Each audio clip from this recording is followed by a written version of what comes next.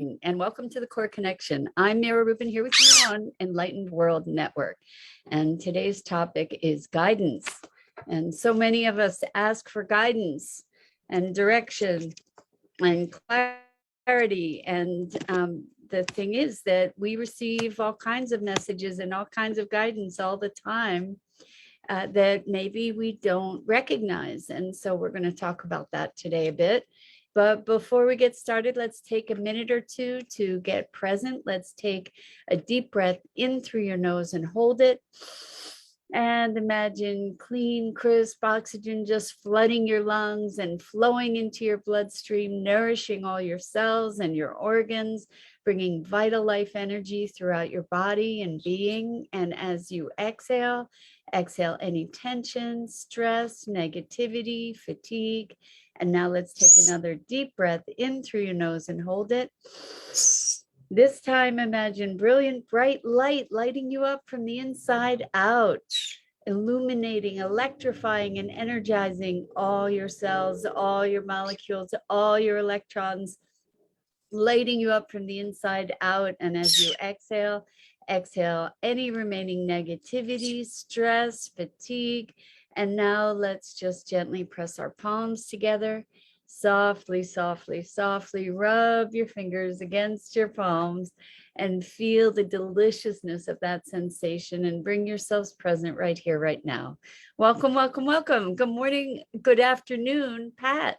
It's great to have you here with us. So today we're talking about guidance because well, many of you I know communicate with guides that provide you with feedback and information. This week has pretty much been a conversation about feedback. So this is another version of that where we can access guidance for ourselves that we might not have been interpreting in that way.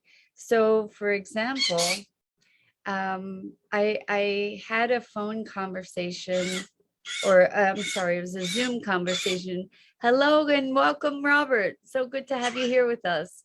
We're talking about guidance. Anyway, so this was a really interesting thing because I was excited to have this conversation. It looked like it could be a possibility for bringing dreams into manifestation. I was very excited about it. And after the call, I just was very, very sad. You know, I just felt like I wanted to cry. And I looked into why, you know, what was going on for me around that. And I've spoken with you about this already, but the thing is that emotion was guidance. It was really clear guidance that this was not the direction for me to go in this venture that I am developing. So, you know, when we have emotions, those emotions, their feedback, that feedback is guidance.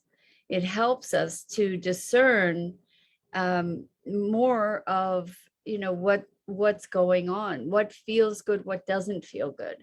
And I don't mean in a superficial hedonistic way necessarily at all. When I talk about what feels good, what doesn't feel good, it's kind of like we have an internal GPS. And our emotions are, and our body is very much a part of that feedback system, that if we are awake to it and conscious, we can gain guidance and direction from our inner GPS. And so another kind of experience of this inner GPS is like the stomach drop, you know, like when we're maybe meeting somebody new and you just get this prickly feeling. That's feedback, that's guidance. We get to pay attention to the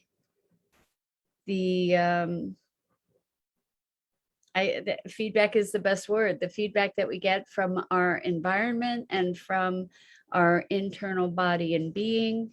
We get feelings, we get intuitions, and as we learn to pay attention to them, we can learn to decipher them over time, and to notice, oh, you know, I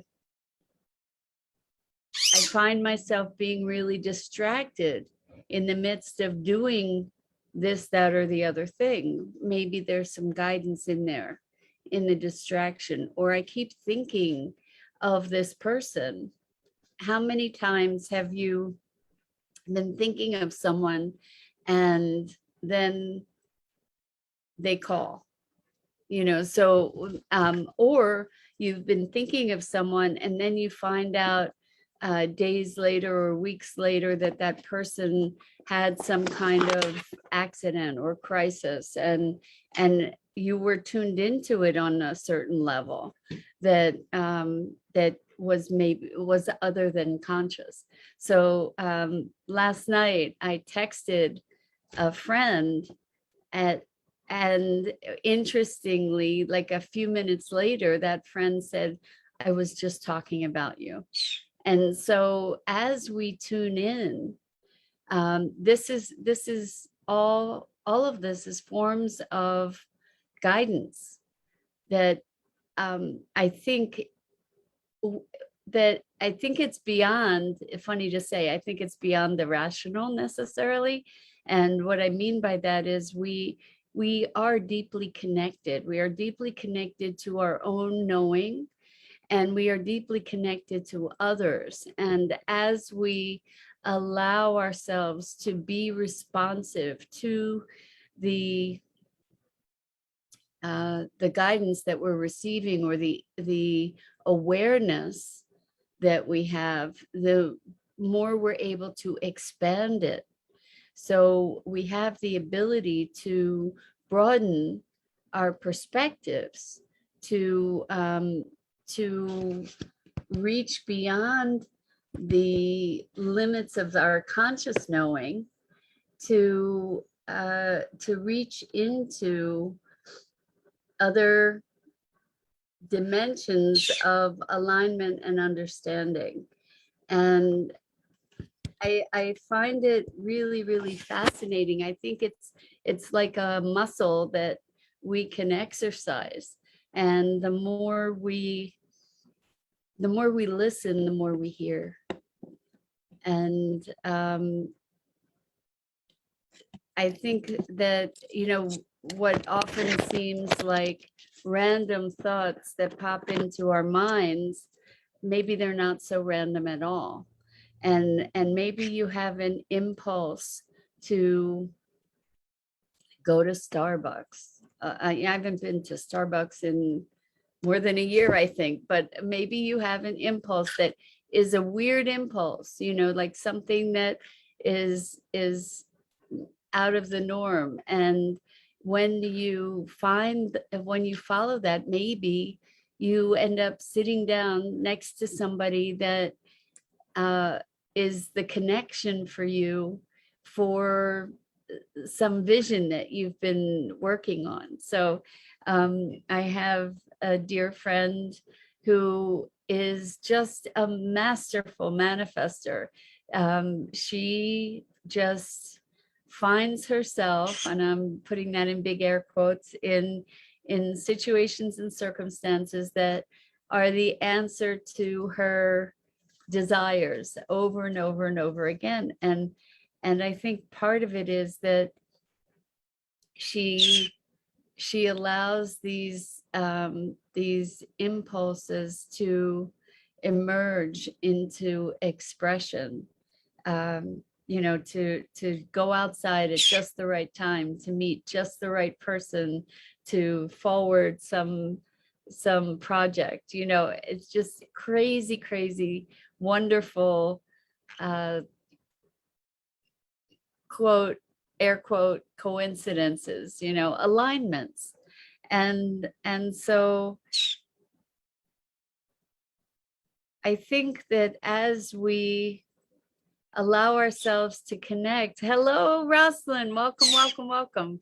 We're talking about guidance and how we are receiving guidance in so many different forms that we often don't recognize, like our reactions, our emotional reactions to something are, as we've been saying this week, are feedback, but they can also be guidance, to say, oh, I just met that person and I got such a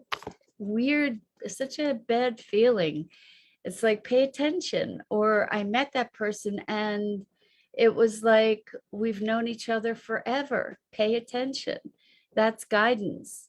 And the interesting thing is, we've been talking about feedback and failure and how, just perception of situations over this week so far. And this guidance piece is, it's all guidance, right? It's all allowing us to gain information and to shift direction and or to continue in the same direction, like affirmation that we're going in the right and on the right path.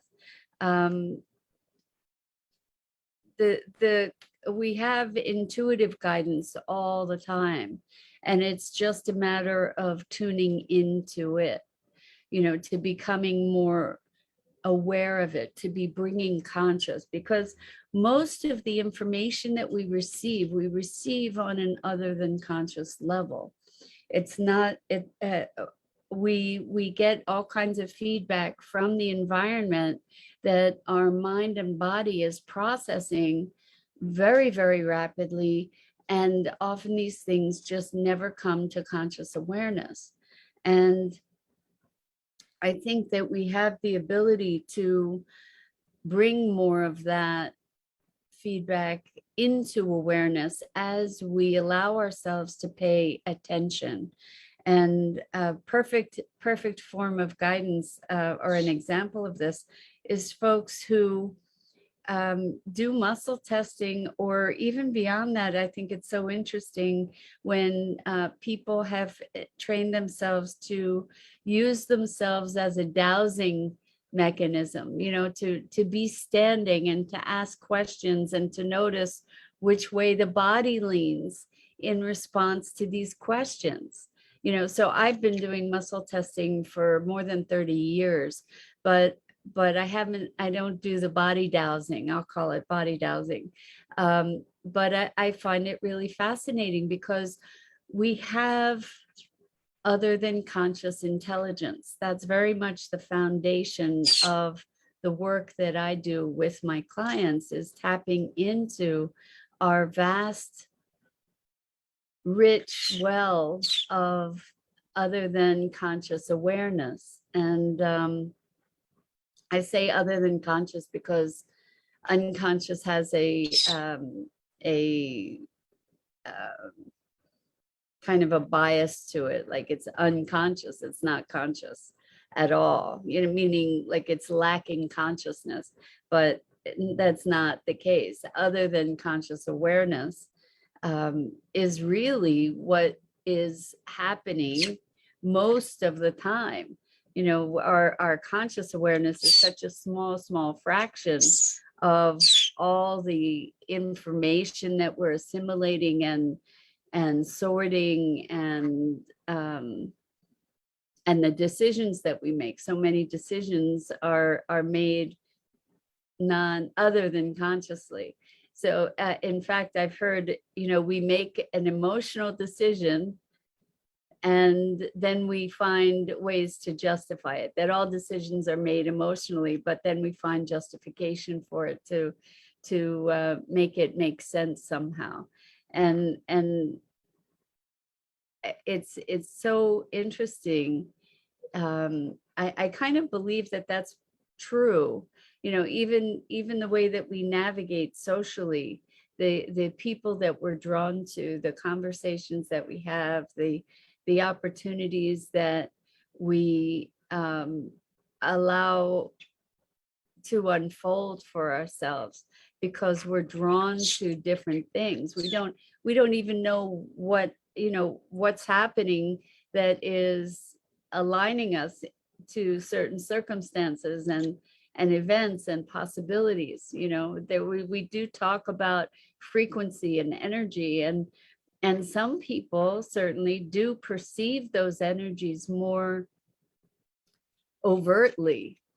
For most of us, I would venture to say that it's happening on an other than the influence of those energies is happening on an other than conscious level. So I think that we can allow ourselves to become more aware. So I notice now, after many years, when somebody comes into my mind, typically I reach out to them, because I don't think it's random that they're coming into my mind. And so as I allow that passage of that pathway of communication, as I grant it more respect and more awareness, I think it strengthens those communication pathways. So it's interesting to me. We don't know necessarily from whence this information comes. There's so much all the time, and maybe it's that, like radio waves, maybe we're tuned into different radio waves that help to give us messaging that that directs our lives in an other than conscious dimension. But I'm sure you guys have received messages, experienced messages, or thoughts of someone that's like, oh my gosh, I got to call so and so. Or you just think of somebody and then bam, they're calling you. There is this messaging system is guidance, right? And the thing is that guidance may not show up in the way that we would like it to, in terms of, here, I'm going to spell it out for you, do this, this, this, and this. Some people get that. Some people get that. It's like, okay, now this is what's next for you to do. And then you get to choose whether you're going to follow that guidance or not. Some of us get really explicit messages, and others of us just don't, or they come very rarely. I've had guidance through dreams where I'll say my other than conscious, but who knows where the messaging came from, right? I remember when I was in college, I had a dream that I should pursue doing work with bronze. Now, I was in art school, and I previous to that, I had been a glass blower, and I had taken classes in industrial design, like mold making. And I had also worked for a candle company. So I had done a lot of work with wax. And this dream was go do some, learn how to do bronze sculpture. Well, interestingly enough, this was my other than conscious mind, I'll say, putting all this information together to give me guidance. And the thing is, with bronze work, it has to do with molds, and it has to do with molten materials and wax and polishing, like in glass. And so all these skills that I had already had, my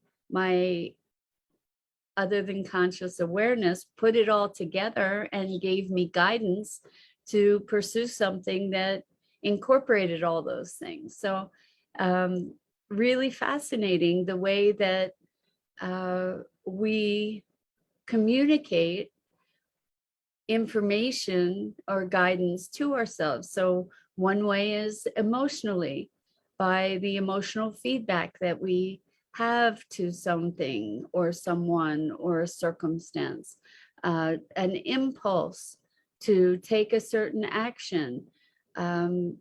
We have bodily sensations that can be guidance. You know, it's like if the hair goes up on the back of your neck, then that's like a warning signal, right? I don't have any hair on the back of my neck, I can say, but most of us do. And, you know, you can maybe, like, if you get goosebumps or all of a sudden your body just tenses up, you can take this as guidance. And I think that the key is probably to be very conscious about how we interpret that guidance. But you know, if for instance the hair goes up on the back of your neck, it's a high alert signal, right? And maybe the spidey sense, you know, we all have that spidey sense where we can pick up on things around us and we can know, hey, you know what, this is not a good situation to be in. And other times we can also connect with people in such a way that we feel tremendously safe, and we might have a really profound attraction to somebody, and that's also perhaps guidance to say, okay, well, you know, there's maybe something to discover here. And I'm wondering what ways you receive guidance. I know that a lot of folks are in direct communication with actual guides and angels and spirits. If I am, it's not represented consciously for me in that way. But what kind of guidance do you receive? What do you notice that allows you to make decisions, take directions, follow new pathways? What kinds of guidance do you receive? I know that one of the things that I have learned to honor over time, and I think that this is a challenge for folks who really want to see the best in everybody. I used to project all kinds of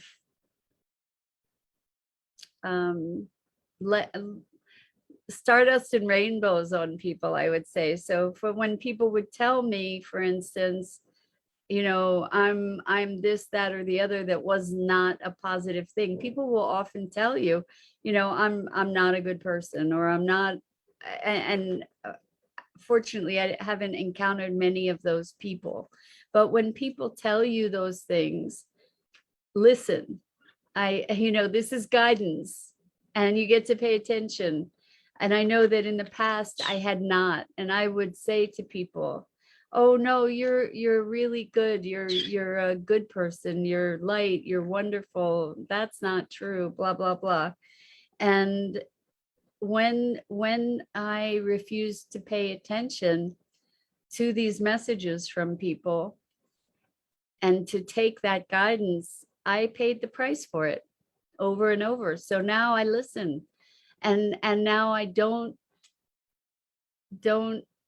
just see the diamond in someone, because we all have the ability to see the diamond in another person, right? To see this brilliant, brilliant light. And the thing is that that brilliant light may be there, but it may not be what that person is expressing. And so be awake and alert. Be awake and alert. And Rosalind says, self-talk is a silent inner voice for me. And it says to pay attention or to take action.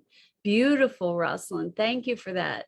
Absolutely. This inner voice that says pay attention and take action. So there are moments when all of a sudden you might have this awakening, this part of you inside that's saying, wake up, pay attention, be alert, take action. You know, now's the time. And when we have those moments of clarity, they're helping us to stay in alignment, to stay on track, to stay on purpose, and sometimes to be safe, to take care of ourselves, to forward ourselves, even to notice that here's an opportunity, you know, here's an amazing opportunity. And so this whole notion of guidance and feedback, it comes in so many forms, and it may come, some of us receive guidance by just noticing kind of signs, like I love chipmunks. I don't know why, but I just love chipmunks. And so there are times when I have just sort of asked to see a chipmunk, and then the chipmunk shows up, you know, and when I see a chipmunk, it kind of is a confirmation for me, like I'm on the right track. You know, it's like a wink from the universe. We get winks from the universe all the time. And when we notice them, and when we receive them, that is guidance. You know, it may be confirmation guidance, it may be redirection guidance, it may be more specific, like take a new action type guidance. And when I think that when we receive a message, when we allow ourselves the conscious awareness of that, like I said, we are strengthening the muscle, we're opening the channel to be able to receive more guidance and better guidance, you know, clearer guidance. I remember growing up, I just would pray voraciously for guidance, for direction, like what am I supposed to do? And I think that the desperation with which I asked that, I believed it had to be outside myself, rather than noticing what were the things that I was drawn to, rather than noticing what were the things that gave me joy. These answers to these questions are also guidance, because when we follow, I believe, when we follow our joy, and I don't mean compulsion, I mean true joy, our inspiration, when we listen to and follow our inspiration, that's guidance. All of that is guidance to take us further in the direction that our soul is yearning to express itself, that our soul is yearning to go. And these desires are guidance. And I, again, I don't mean compulsions, and I'm not talking about you know, addictive patterns or negative patterns in any way. I'm talking about the inspired desires are leading us into a fuller expression of our foundational being. And the more we listen, the more we pay attention, the more we'll find ourselves in the flow of our purest expression. So with that, I think I'm going to call it a morning. I want to say thank you again to you, everyone who's joining us and participating and just being present for this, these conversations. I so appreciate you and the opportunity to explore all these different thoughts, ideas, experiences. It's really a treat to be with you. So I'm Mira Rubin. This is the Core Connection, and I go live each weekday morning here on the Enlightened World Network Facebook page at 9 a.m. Eastern. And I invite you to check out all the other wonderful programming on Enlightened World Network. Oh, how wonderful, Michael. That's wonderful, wonderful to hear. I'm so glad this was just what you needed. I hope you'll join us again in the future. So again, wishing you wonder and joy and a deeper and richer connection to your guidance, with lots and lots of love to you. Till next time.